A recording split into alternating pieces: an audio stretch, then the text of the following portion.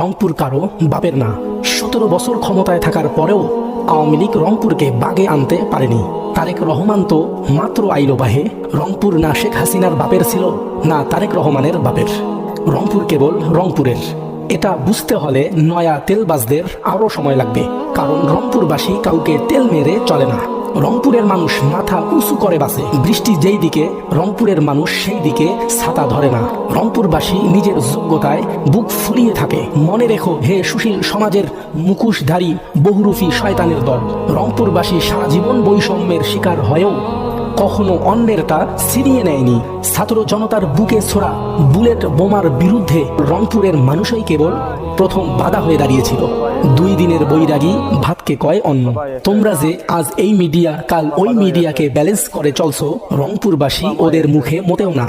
রংপুরবাসী নিজের উন্নয়ন নিজেই করবে ইনশাল্লাহ, কারণ রংপুরবাসী স্রোতের বিপরীতে চলতে জানে। যেই মিডিয়া আজ তোমাদের ক্ষমতা এনে দিল, আগামী 5 বছর তাদেরটা চুষেই তোমাদের ক্ষমতায় থাকতে হবে। হয়তো রংপুর অনেক পিছিয়ে থাকবে, তবুও তোমাদের মতো তেলবাজ চামচা দুর্নীতিবাজদের রংপুরে জায়গা দেবে না। রংপুর কারো বাপের না, রংপুর কেবল রংপুরের। আলহামদুলিল্লাহ, আমরা গর্বিত রংপুরের মানুষ হিসাবে। যারা রংপুর জেলাকে জান্নাতি জেলা বলে ব্যঙ্গ করতেছো, আল্লাহ যেন রংপুরকে সত্যি সত্যি জান্নাতি জেলা হিসাবে কবুল করে। আমিন।